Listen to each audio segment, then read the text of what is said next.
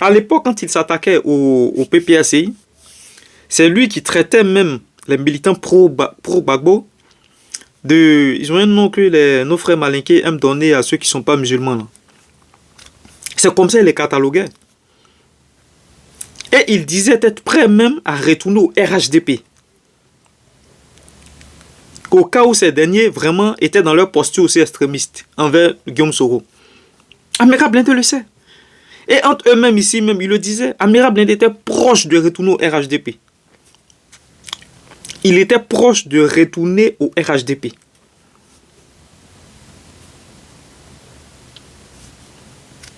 Donc, avec cette posture-là, vous pensez faire la morale à qui? Moi, je le dis souvent dans mes vidéos. Je dis aujourd'hui, l'homme politique le plus sain, c'est Tidiane Thiam. Et c'est ce qui a valu mon choix par rapport à l'homme. C'est ce qui a porté mon choix sur l'homme. Parce que quand on fait l'historique des crises électorales en Côte d'Ivoire, Tidiane Thiam est l'homme politique le plus sain. Il n'a rien à voir avec toutes les crises qui ont émaillé en Côte d'Ivoire. Et les gens lui en veulent pour ça. Parce que disait-il non, qu'il a quitté le pays dès quand le pays était encore chaud. C'est ce que nos frères du RHDP disent. Mais parce que c'est quelqu'un qui n'aime pas faire couler le sang des Ivoiriens. Et malgré tous les propos xénophobes que vous avez à son encontre, est-ce que vous le voyez fomenter une quelconque rébellion pour attaquer la Côte d'Ivoire? Mais non.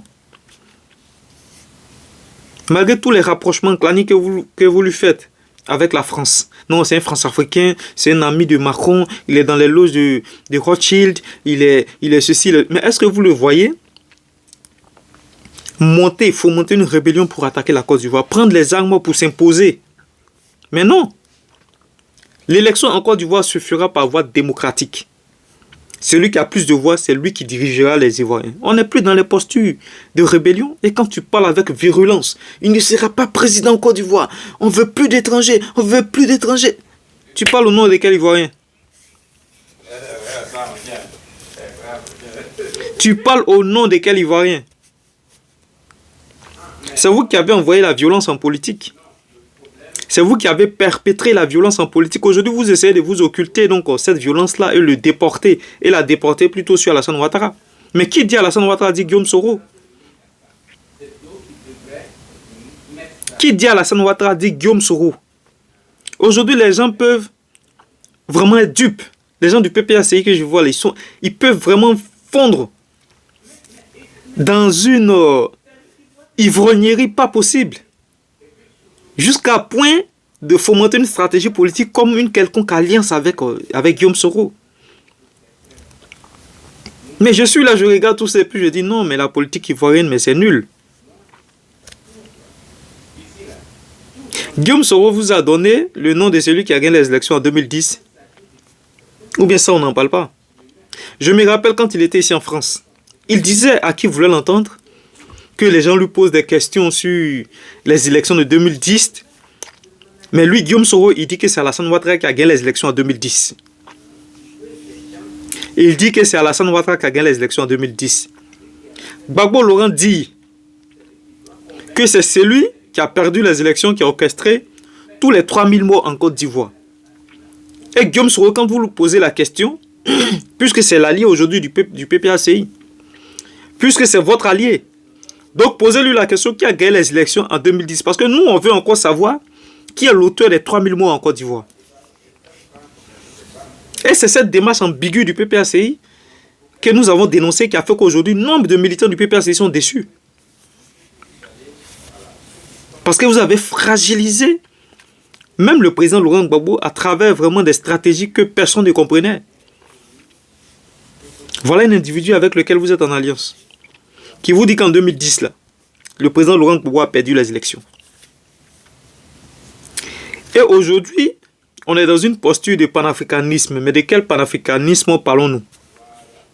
Je vois Amira Blindé parler de la France, que non, les Français veulent positionner Tidiane Thiam. Mais 2020, c'est récent.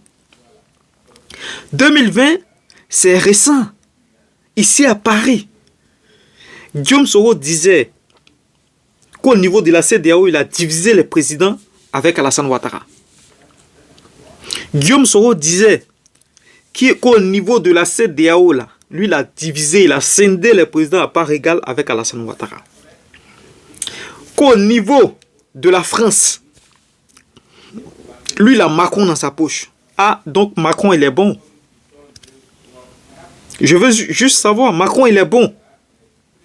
Donc, Emmanuel Macron, là, il est bon. 2020, c'est récent, il y a de cela 3 à 4 ans. Donc, de France africain, on peut systématiquement changer pour être panafricain en même temps. On peut systématiquement changer pour être panafricain. Mais il y a des gens qui ne réfléchissent pas assez. Vous savez, nous sommes allés à l'école. Moi, déjà, j'ai un diplôme d'ingénieur en transport maritime et logistique. Tous ceux qui connaissent l'Académie des mers de Yopougon, j'ai mon diplôme d'ingénieur là-bas. Quand je suis arrivé ici en France, j'ai un master, un MBA en supply chain. Et là, je finis, je suis en fin de cycle d'un PhD. D'un PhD. Donc, quand on a certaines postures, il faudrait que les gens sachent que ceux qui sont en face d'eux aussi ont la matière grise, réfléchissent. Mais la stratégie de Guillaume Soro, elle est simple. Je vais vous la sortir tout à l'heure. Sa stratégie, elle est simple. Guillaume Soro, comment est-ce qu'il s'oppose à Alassane Ouattara? Parce que lui, Alassane Ouattara, ils étaient déjà dans un deal. Alassane Ouattara devrait le nommer comme son successeur. Quand il décide de se retirer, c'est-à-dire après 2 mandats, il décide de faire de lui la deuxième personnalité donc, du RDR. Et il devrait naturellement le positionner, je ne sais pas si c'est à l'Assemblée nationale. Donc il y avait trois promesses formulées par Alassane Ouattara à l'endroit de Guillaume Soro.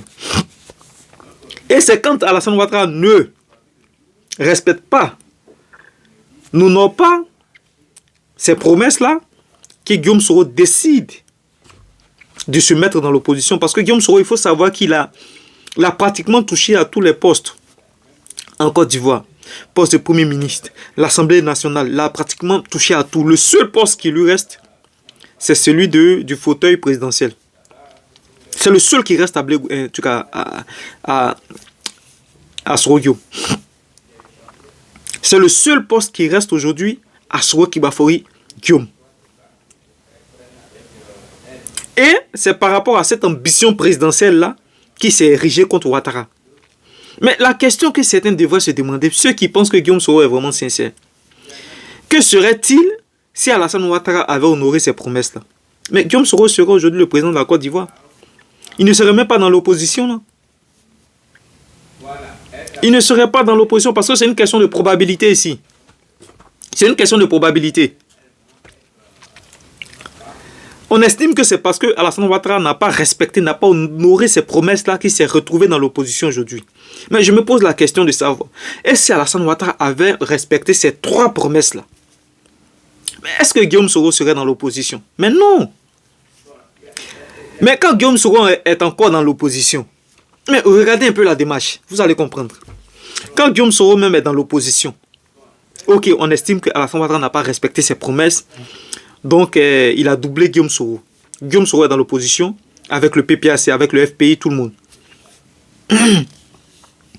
Mais quand Guillaume Soro arrive ici à Paris, et qu'il monte son dîner gala, à laquelle je pense même Dr Boga Sako Gervais avait préparé, mais il dit là-bas que le président Laurent Gbagbo a gagné les élections en 2010. Il dit là-bas que le président Laurent Gbagbo a perdu les élections en 2010 parce qu'il est rentré dans une formule mathématique. 2 partis contre 1 parti, il est évident que ces 2 partis-là vont gagner puisqu'ils sont des mastodontes politiques. Vous avez 3 grands partis politiques. Si 2 se mettent contre 1, il est évident que les 2 vont gagner. Et c'est dans cette stratégie, dans cette formule mathématique que Guillaume Soro a conclu que le président Laurent Gbagbo a perdu les élections. Mais encore, quand il se retrouve dans un cercle restreint avec ses amis de la communication, les cyberactivistes, tout ça, qu'est-ce qu'il leur dit là-bas? Il leur dit qu'au niveau de la CEDEAO, ils ont divisé les présidents. Et que lui, il avait Emmanuel Macron dans sa poche.